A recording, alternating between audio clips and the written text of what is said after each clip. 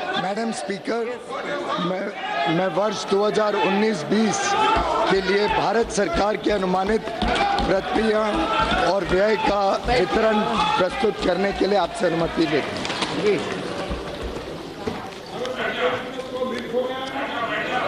Madam Speaker, I rise to present the interim budget for the year 2019-2020.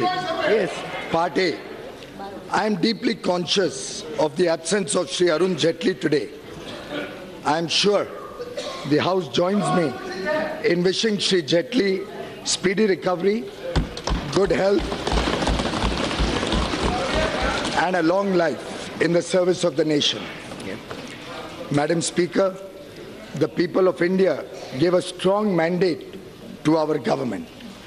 Under the visionary leadership of Honorable Prime Minister Shri Narendra Modi, we have given the most decisive, stable and clean government and have undertaken transformational structural reforms. We have reversed the policy paralysis engulfing the nation and have restored the image of the country. इस सरकार की उपलब्धि रही कि हमने सोच को बदलने के अथक प्रयास करे और देश के आत्मविश्वास को बढ़ाया.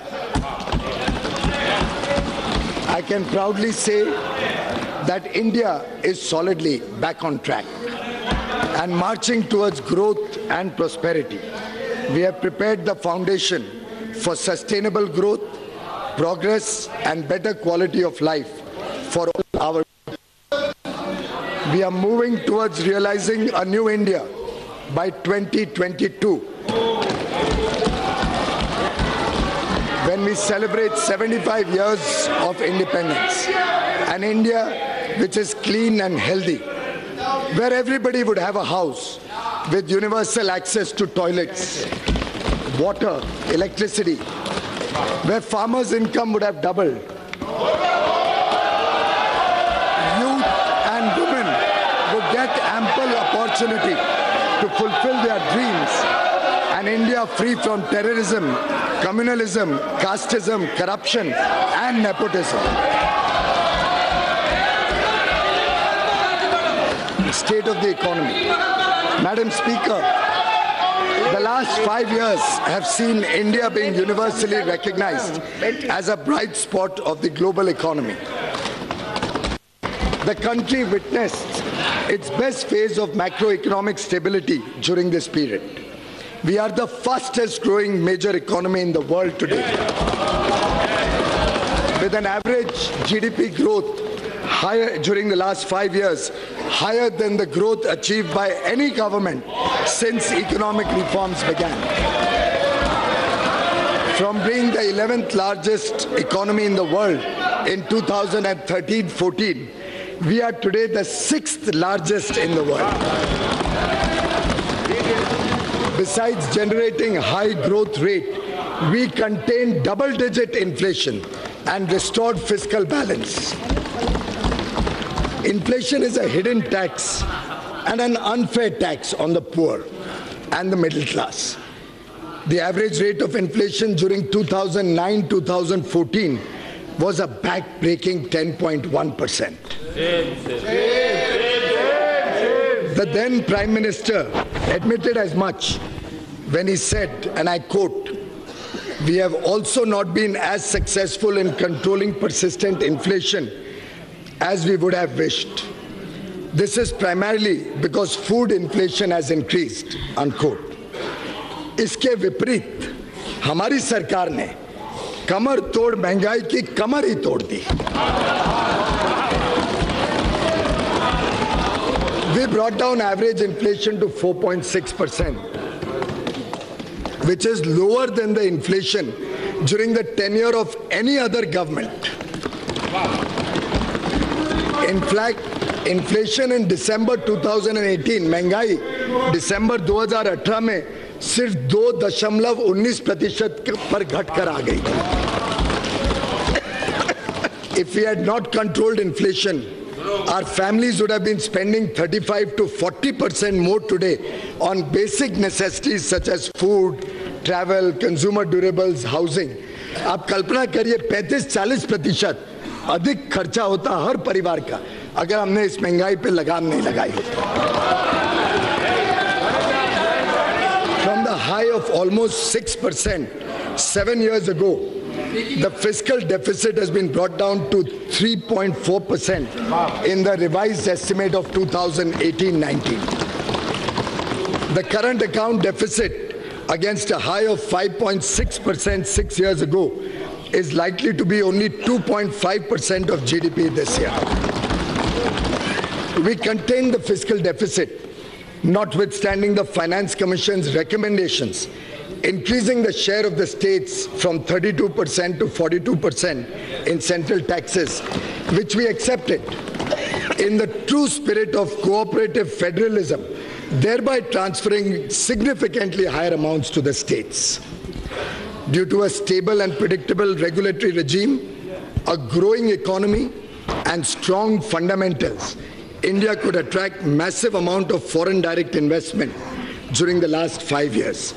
As much as $239 billion was received as FDI. This period also witnessed a rapid liberalization of the FDI policy, allowing most FDI to come through the automatic route.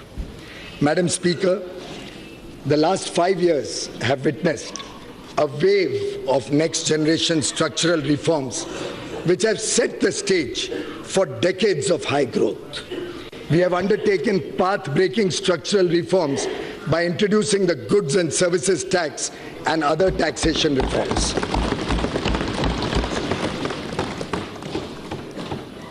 Banking reforms and insolvency and bankruptcy code.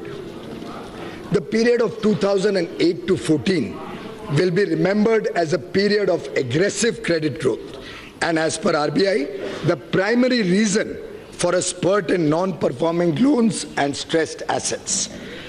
Outstanding loans of public sector banks ballooned from 18 lakh crore to 52 lakh crore during this period. Many projects were started that could either not be completed or had low capacity utilization, resulting in their inability to pay back these loans.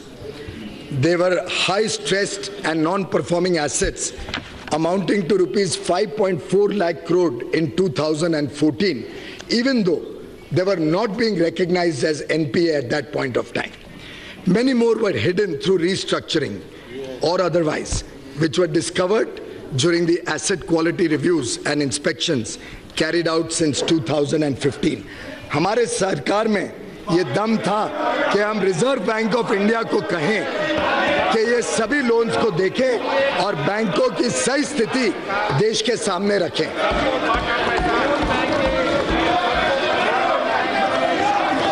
We put a stop to such questionable practices and stopped the culture of phone banking. The 4 R's approach of recognition, resolution, recapitalization and reforms have been followed. A number of measures have been implemented to ensure clean banking. Through a transparent and accountable process, we recognize these NPAs. The Insolvency and Bankruptcy Code has institutionalized a resolution-friendly mechanism which is helping in recovery of non-performing loans while preserving the underlying businesses and jobs. पहले सिर्फ छोटे businessman पर ऋण वापस करने का दबाव रहता था और अब बड़े बिजनेसमैन को भी ऋण की चिंता होती है, केवल बैंक को नहीं होती. But now defaulting managements are either paying or exiting their businesses. An amount of close to 3 lakh crores has already been recovered in favor of banks and creditors. To restore the health of public sector banks, recapitalization has been done